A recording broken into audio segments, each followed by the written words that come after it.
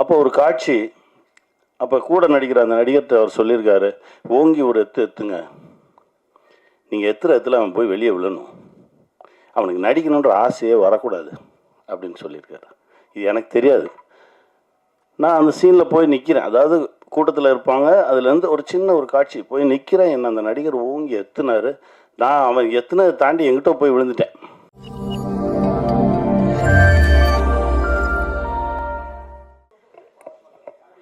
அண்ணன் என்ற பந்தம் வாழ்க்கையில் மிகவும் முக்கியமானது. அண்ணனுடைய சட்டை தம்பிக்கு பொருந்தும், அண்ணன் படித்த புத்தகம் தங்கைக்கு உதவும், தங்கை அக்கா கழுத்தில் தாலி என்ற தங்கம் ஏறுவதற்காக காதோறும் வெள்ளி முளைத்த பின்பும் வேலை செய்து கொண்டே இருப்பவன் தான் அண்ணன். தன்னை பற்றி நினைக்காது தன் குடும்பத்திற்காக ஓடி ஓடி உழைக்கக்கூடிய ஒரு உழைப்பாளி. அப்படி இயக்குநர்களுக்கு உதவக்கூடிய இதயக்கண்ணி இயக்குனர் சமுத்திரக்கண்ணி அவர்களை அன்போடு பேச அழைக்கிறோம். இறைவனுக்கு நன்றி. ரொம்ப மகிழ்ச்சியான ஒரு தருணம். இந்த படத்துக்கு தனியாக அந்த படத்துக்கு தனியாலாம் வேலை பார்க்குறது இல்லை. எல்லா படமும் ஒரே உழைப்பு தான். அப்படி தான் உழைக்கிறோம். நம்ம எல்லாரோட மனசுமே ஒரு நல்ல வெற்றிக்காக தான் ஏங்கி கிடக்கு. ஒரு பருத்திவீரன் மாதிரி ஒரு வெற்றி வேணும், சுப்பிரமணியபுரம் மாதிரி ஒரு வெற்றி வேணும். நாம் கண்ட வெற்றியவே திரும்ப நாம் வெல்லணும், அதை ஜெயிக்கணும், இதை ஜெயிக்கணும் இல்லாமல் நம்ம வெற்றியவே நம்ம வெல்லணும் அப்படின்ற ஒரு போராட்டம் தான் அப்பால சந்தித்தது. அதற்கு பிறகு தனியாக நின்று ஒரு படைப்பு கிடைக்கிறதுக்கு 7 வருஷம் ஆயிருக்கு. ரொம்ப உண்மையாக உழைச்சிருக்கோம்.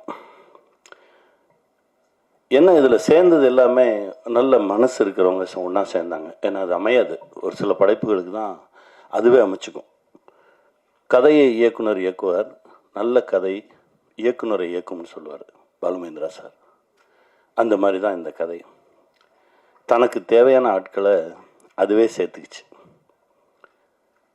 நந்தா கதையை சொன்னோடனே நான் சொன்னேன், முதல்ல நீங்கள் போய் பாரதி ராஜா அப்பா பாருங்கள். அப்பா கதை கேட்டு ஓகேனார்னா நம்ம உடனே போகலாம். இல்லை உங்கள் தேதி, நீங்கள் போய் பேசிட்டு வாங்க அப்படின்னா உடனடியாக பேசினோம். போய் கதை சொன்னார். எனக்கு ஈவினிங் கூப்பிட்டாரு, நடிக்கிறேன்னு சொல்லிட்டாரு. அப்புறம் என்ன, படம் ஸ்டார்ட் ஆகிடுச்சு. அப்புறம் அம்மா வந்தாங்க, அதுக்கப்புறம் அனன்யா வந்தாங்க. இப்படி ஒவ்வொருத்தராக இதுக்குள்ளே சேர்ந்தாங்க. நல்ல தயாரிப்பாளர், எப்போவுமே சிரித்த முகமாகவே இருப்பார் ரவி சார். எனக்கு ரொம்ப நாளாக தெரியாது. அவர் நிற்பார், சிரிப்பார், நானும் சிரிச்சுட்டு போயிடுவேன். அப்புறமா தான் யார் ஒருத்தர் சிரிச்சுக்கிட்டே இருக்காரு அப்படின்னா, அவர் தானே தயாரிப்பாளர் அப்படின்னா செந்தில். அப்படி ஒரு அற்புதமான மனிதர். எங்கேயுமே தன்னை முன்னிறுத்திக்க மாட்டார். அவருக்கு அந்த கதை பிடிச்சிருக்கு, இந்த கதை அப்படியே படமாகணும், இதுக்கு என்ன அப்படின்றது மட்டும்தான் அவர் மனசில் இருந்தது. நேர்மையும் உண்மையும் எப்போவுமே வெல்லும் அப்படின்லாம் பேசிகிட்டு இருக்கோம். நேர்மையை பற்றி நிறையா பேசிகிட்டு இருக்கோம். அதாவது இயல்பாக இருக்கிறது தான் நேர்மை என்னை பொறுத்த வரைக்கும். நான் என்னுடைய காலங்களில் அப்படி தான் கடந்து வந்திருக்கேன். ரொம்ப இயல்பாக தான் இருப்போம். எனக்கும் அமீரண்ணனுக்குமான உறவு அப்படி தான் ஆரம்பித்தது. எனக்கு அமீரண்ணனை தெரியும், தூரமாக இருந்து. நம்ம சேரண்ணன் ஆஃபீஸுக்கு வெளியில் ஒரு டீ கடையில் நின்றுட்டுருக்கேன். அப்போ உன்னை சேரண்ணன் ரிலீஸ் ஆகிடுச்சு. அண்ணன் சேரண்ணனை பார்த்துட்டு அவருடைய ராம் படத்துக்கு ஒரு பூஜை இருக்குது, அதுக்கு வாங்கன்னு சொல்லி கூப்பிட்டுட்டு வெளியில் வந்திருக்காரு. எனக்கு தெரியாது. நான் டீ கடையில் ரோட்டில் நின்றுருக்கேன். போன கார் நிறுத்தி இறங்கி வந்தார். அந்த டீ கடை கூட டீ கடை கிடையாது, தள்ளு வண்டியில் கடை வச்சுருப்பாங்க. நேராக இறங்கி வந்தார். உன் படம் எனக்கு ரொம்ப பிடிச்சிருந்தது தம்பி, உன்னை சார்ந்தது எனக்கு ரொம்ப பிடிச்சிருந்தது. நான் சொந்தமாக ஒரு படம் எடுக்கிறேன், ராம்னு ஒரு படம். அதுக்கு நீ 2 நாளில் பூஜை இருக்குது, நீங்கள் வரணும் அப்படின்னாரு. அப்படி தான் ஆரம்பித்தது. அதற்கு பிறகு திடீர்னு ஒரு நாள் நான் உதயம் தேட்டருக்கு வெளியில் ஆப்போசிட்டில் ஒரு பஸ் ஸ்டாப்பில் நின்றுக்கிட்டு இருக்கேன். எங்கே இருக்க அப்படின்னு ஒரு ஃபோனு. நான் அப்படியே ஆப்போசிட்டில் பார்த்துட்டு, அண்ணே உதயம் தேட்டருக்கு வெளியில் ஒரு பஸ் ஸ்டாப் கிட்டே நின்றுக்கிட்டு இருக்கேன் அப்படின்னேன். இப்போ தான் உனக்கு கடந்து போனேன், இந்த யூட்டர்ன் அடித்து வரேன், ஏன் ரோட்டில் நின்றுருக்கேன் வா அப்படின்னு சொல்லி திருப்பி கூட்டிகிட்டு போனார். இந்த உண்மை இருக்குல்ல, இதுதான் நம்மளை இறுக்கி பிடிச்சிக்கும். சுப்பிரமணியபுரம் பண்ணும்போது அப்படி தான் எல்லாத்தையும் விட்டாச்சு. 3 மெகாவையும் கொடுத்தாச்சு. இந்த அசோசியேட்டுக்கு எல்லாத்துக்கும் கொடுத்து நான் நிராயுத பாணியாக போகிறேன். அங்கே என்ன பண்ணி வச்சுருந்துருக்கான், ஒருவேளை இவர் நம்ம சொல் பேச்சை கேட்காம 2 படம் டைரக்ட் பண்ணியிருக்காரு, ஒரு 2000 எபிசோடு எடுத்திருக்காரு, வேறு ஏதாவது பண்ணார், நம்ம சொல்கிறத கேட்கல அப்படின்னா நம்ம ஒரு சப்ஷூட் வச்சுக்குவோன்னு சொல்லி சசி வச்சுருந்துருக்கான். எனக்கு தெரியாது. என் ரூம் பக்கத்து ரூம்லேயே இருந்திருக்கேன் அந்த சப்ஸ்டியூட். நான் போய் நான் பாட்டுக்கு எனக்கு நான் பாட்டுக்கு போனேன், நான் பாட்டுக்கு நின்னேன்.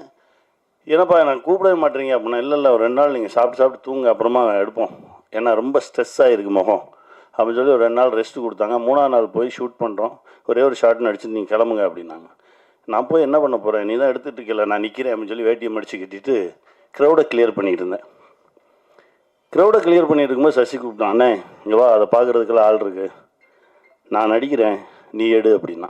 அங்கே தான் ஆரம்பிச்சது. ஒரு உண்மையும் நேர்மையும் தான் நம்மளை இழுத்துக்கிட்டே போகும். அது முடித்தவொடனே சசி சொன்னான், நீ சொல்லு அவங்களா பேசிக்கிட்டான். என்னடா அப்படின்னா, ஒரு சப்ஸ்டியூட் வச்சுருந்தோம் பக்கத்தில், அது அவனுடைய நேர்மை. ஒரு சப்ஸ்டியூட் வச்சுருந்தோம், உன் கையில் நான் மைக்கை கொடுத்தவொடனே அவனை ராத்திரி அனுப்பிச்சிட்டேன் அங்கேருந்து அப்படின்னு சொன்னான். முதல்ல நடிக்க போகும்போது எங்கள் டைரக்டர் ஒரு சீரியல் ஷூட்டிங், ஒல்லியாக ஒருத்தன், நான் போய் நிற்கிறேன், என்னமோ தெரில என்னை பிடிக்கல உங்களுக்கு. அப்போ ஒரு காட்சி, அப்போ கூட நடிக்கிற அந்த நடிகர்கிட்ட அவர் சொல்லியிருக்காரு, ஓங்கி ஒரு எத்துங்க, நீங்கள் எத்துல அவன் போய் வெளியே விழணும், அவனுக்கு நடிக்கணுன்ற ஆசையே வரக்கூடாது அப்படின்னு சொல்லியிருக்காரு. இது எனக்கு தெரியாது. நான் அந்த சீனில் போய் நிற்கிறேன், அதாவது கூட்டத்தில் இருப்பாங்க, அதுலேருந்து ஒரு சின்ன ஒரு காட்சி போய் நிற்கிறேன். என்ன அந்த நடிகர் ஓங்கி எத்துனாரு, நான் அவன் எத்துனதை தாண்டி எங்கிட்ட போய் விழுந்துட்டேன். அவங்களா சிரித்தாங்க, எனக்கு நம்பிக்கை மட்டும்தான் இருந்தது. ஒன்படுறாங்க, திரும்ப போய் நின்னேன், திரும்ப தூக்கி எறியப்பட்டேன், ஆனால் நான் நடிகன் ஆயிடுவேன் அப்படின்ற ஒரு நம்பிக்கையும் நேர்மையும் மட்டும்தான் இருந்தது. அதே இயக்குனர், அவர்கிட்டே வேலைக்கு சேர்ந்தேன். நான் இல்லாமல் அவரால் இருக்கவே முடியாது அப்படின்ற ஒரு நிலை, நான் அவரை விட்டு வெளியே போகிறேன்றப்போ கண்ணீர் விட்டு நிலை எல்லாமே பார்த்தேன். அந்த நடிகருப்பும் இருக்கார், என்னுடைய நண்பர் தான் அவரும். அவர் எப்போ பார்த்தாலும், ஏய் சாரிடா அன்றைக்கி உன்னை மிதிச்சதுக்கு, எப்போ 30 வருஷம் முன்னாடி மிதிச்சேன், நீ மிதித்த மிதியில் தான் நான் வந்து இந்த இடத்துல விழுந்திருக்கேன்னு நினைக்கிறேன். இப்படி கடந்து தான் ஒரு இடத்த வந்து நின்றுருக்கோம். இதில் நேர்மைன்றது தனி வார்த்தையெல்லாம் கிடையாது, நம்மளுடைய இயல்பு, நம்முடைய உண்மைத்தன்மை. முன்னெல்லாம் கெட்டவனை பார்த்தா அவன் கூட சேராத, இதில் வம்பில் மாட்டி விட்டுருவான்னு சொல்லுவாங்க. இப்போ அதே வார்த்தையை நல்லவனை பார்த்து சொல்ல ஆரம்பிச்சிட்டாங்க. ஏன் அவங்க கூட சேராத, அவன் ரொம்ப நல்லவன், ஏதாவது வம்பில் இழுத்து விட்டுருவான் அவனைய அப்படின்னு. அந்த அளவுக்கு நமக்குள்ளே இருந்த பிறழ்வு அதிகமாயிடுச்சு. நந்தா அவருடைய ஒரு படைப்பு, திடீர்னு ட்ரெய்லருக்கு வாய்ஸ் கொடுக்கணும் அப்படின்னு கூப்பிட்றாரு. போனேன். இதற்கு முந்தைய படைப்பு அதே மாதிரி தான், அண்ணே இந்த ஓப்பனிங் வாய்ஸ் கொடுக்கணுண்ணே, யாரோ கேட்டோம், வரேன், அதுக்கும் பேசினேன். அதாவது நந்தாவுக்கு எனக்கும் இடையில ஏதோ ஒரு தொடர்பு இருந்துக்கிட்டே இருந்தது. இன்னும் சொல்லப்போனால் சோலா கிரியேஷன்ஸில் நான் ஒரு கதை சொல்லிட்டு வரேன். கதை சொல்லிட்டு வெளியே வரும்போது பொன்ரங்க அண்ணன் சொல்கிறார், காலையில் தாண்டா ஒருத்தன் வந்து கதை சொன்னான், நான் ஓகே பண்ணிட்டேனே அப்படின்னாரு. என்ன கதைண்ணே அப்படின்னா, அதுதான் கல்லூரியின் கதை. அங்கேருந்து ஆரம்பித்தது. இவர் யார், நம்ம இப்போ போனோம், ஒரு காலையில் ஒருத்தர் வந்து ஓகே பண்ணிட்டு போயிருக்காரு, அவர் யாருன்னு சொல்லி தேடி தான் நான் நந்தாவை பார்த்தேன். அப்படி ஆரம்பித்தது தான் இந்த பழக்க வழக்கம். பட் என்னென்னா, ஒரே நேர்கோட்டில் தான் பயணிச்சுட்டு இருக்கோம், அப்படி தான் நான் நினைக்கிறேன். என்னை விட நல்லவன் நந்தா, அவ்வளவு நேர்மையானவன். எங்கள் அண்ணன் சொன்ன மாதிரி நான்லாம் அந்த 2வது ரகம் அந்த செயினை எடுத்து இது யாருதுனாவது கேட்பேன். நந்தா ஐயோ அப்படின்னு சொல்லி தள்ளி ஓடிடுவார், அவ்வளவு நல்லவர். அந்த மனசுக்கு எப்போவோ மிகப்பெரிய ஒரு இடத்து தொட்டிருக்கணும். இப்போது அந்த வாய்ப்பு கிடைக்கும். ஏன்னா நம்ம எதுக்கு வேணாலும் ஆசைப்படலாம், எஃபர்ட்ஸ் போடலாம், ஆனால் நமக்கு என்ன கொடுக்கணும், எப்போ கொடுக்கணும் அப்படின்னு முடிவு பண்ணுறது காலம்தான். அந்த காலம் இப்போ வந்துருச்சு. நந்தா, உங்கள் உழைப்புக்கும் உங்களுடைய உண்மைத்தன்மைக்கும் நம்ம மாணிக்கம் மாதிரி தான் நீங்கள். என்னைக்கு இருந்தாலும் உங்களுக்கு வெற்றி தான், ஜெயிச்சுக்கிட்டே இருப்பீங்க. இந்த கதை கேட்ட உடனே நான் சொன்னேன், எனக்கு எழுதி கொடுத்துருங்க. ஏன்னா இவர் சொன்ன ஒரு மாதிரி மெஸ்மரைஸ் பண்ணுறாரு. அப்படியே பார்த்துக்கிட்டே இருந்தால் அவரும் எழுதுருவார், நம்மளே எழுத வச்சுருவார். நான் சொன்னேன், ஏய் இரு, அதெல்லாம் அப்புறம் நீ முதல்ல எழுதி எனக்கு புத்தகமாக கொடுங்க, நான் தனியாக உட்காந்து படிக்கணும் அப்படின்னு சொல்லி அனுப்பிச்சேன். தனியாக எனக்கு ஒரு புக்கு வந்தது. எனக்கு புக்கை படித்தவொடனே சொன்னேன், உடனே ஷூட்டிங் போவோம். இல்லை நீங்கள் அங்கே ஹைதராபாத், நான் எங்கே இருந்தாலும் வருவேன். அப்படி தான் ஷார்ட் டைம் நடந்தது. அன்பழகன் வந்து சொல்லிட்டு போயிட்டாரு, இதை உடனே சொல்லிடணும் ஒரு சில கதைகள் நம்மளை கூட்டிகிட்டு ஓடும். அந்த கதையில் இருக்கக்கூடிய உண்மைத்தன்மை நம்மளை இயக்கும். அப்படி தான்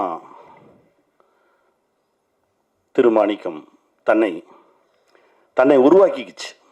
நாங்களாம் யாரும் எதுவும் பண்ணல, அதுவாக தன்னை உருவாக்கிக்கிச்சு. அதுக்கு தேவையான ஆட்களை அதுவே எடுத்துக்கிச்சு. அனன்யா ரொம்ப அற்புதமாக நடிச்சிருக்காங்க, ரொம்ப பயங்கரமாக நடிச்சிருக்கம்மா. நானே முந்தா நாள் தான் படம் பார்த்தேன். ரொம்ப அற்புதமாக நடிச்சிருந்தாங்க. ஏன்னா அது நான் கண்டுபிடிச்ச பொண்ணு. அது எப்படின்னா, சசி இருக்கானே எதை கொண்டு வந்து நிப்பாட்டினாலும் நொட்ட சொல்லுவான். நாடோடிகளில் ஹீரோயின் தேடணும்னு சொல்லி நானும் கதிரும் தேடுறோம். ஒரு 2 மாதமாக தேடிக்கிட்டு இருக்கோம். இப்போ இந்த பொண்ணை கண்டுபிடிச்சி கதிர் வந்து ஒரு வீடியோ பண்ணிட்டான். வீடியோ பண்ண பிறகு நைட்டு ஒரு 2 மணிக்கு நான் முழிச்சிருக்கேன். டக்குன்னு எந்திரிச்சு, என்ன சகோ முழிச்சிருக்கீங்க? இல்லை சகோ, நைட்டு படக்குன்னு முழிச்சு பார்த்தா அந்த பொண்ணு நல்லா இருக்கான்னு பார்க்கணும். படக்குன்னு முழிச்சு பார்த்தா நல்லா இருக்கான்னு பார்க்குறீங்களா? ஆமாங்க, பிடிக்கணும்ல எல்லாருக்கும் அப்படின்னு சொல்லி அந்த மாதிரியெல்லாம் எடுத்து செக் பண்ணி பார்த்தோம். திடீர்னு பார்க்குறது, திரும்பி பார்க்குறது, இப்படியெல்லாம் பார்த்தா அந்த பொண்ணு பிடிச்ச மாதிரி இருக்கா மூஞ்சி அப்படின்னு. அது கடைசி பாருங்கள், எனக்கே பேராக வந்து நிற்கிது. நல்லா நடிச்சிருக்கீங்க. உங்களுக்கான இடம், பெரிய இடம் இருக்குது. வாழ்த்துக்கள். அப்புறம் எங்கள் அம்மாவை பற்றி நான் சொல்லணும் அப்படின்றதே இல்லை. அப்படி நின்னாலே அது அப்படி இருக்கும். நேற்று முந்தா நாள் நான் படம் பார்க்கும்போது கூட என்னை அறியாமல் நாங்கள் தான் ஸ்க்ரீனில் நிற்கிறோன்றதை தாண்டி எனக்கு ஜெவ்வுன்னு தூக்குச்சு. அம்மா ஒரு சத்தம் கொடுப்பாங்க, பக்கத்து வீட்டுக்காரங்களெல்லாம் கூப்பிடுவாங்க.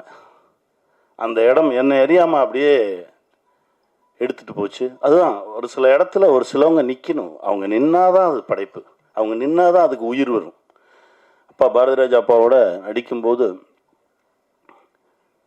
என்னை அப்படியே பார்ப்பாரு. பண்பற்ற நடிகன் ஆகிட்ட அப்படின்னு. இல்லைப்பா, அது அது அது வந்து என்னென்னா, மனோஜ் கூட சொன்னார். மனோஜ் நானும் ரொம்ப க்ளோஸ் ஃப்ரெண்ட்ஸு. மனோஜ் படம் பார்த்துட்டு சொன்னார், இல்லைடா நீ அப்பா கூட நிற்கும் போது அவரையே பார்த்து ரசிச்சுக்கிட்டே இருக்கடா, அது தெரியுதுடா அப்படின்னு. வேறு என்னடா பண்ணுறது? அப்படி தான் இருந்தது. அந்த அந்த அந்த 4 நாட்கள் 5 நாட்கள் அவரோட நிற்கும்போது இருந்த அந்த சக்தியும் அந்த மகிழ்ச்சியும் அதுக்கு அளவே இல்லை. நந்தாவுக்கு தான் நன்றி சொல்லணும். சமுத்திரக்கனி அங்கிள் வந்து ரொம்பவே கேர் பண்ணிக்கிட்டாங்க. பேசுங்க.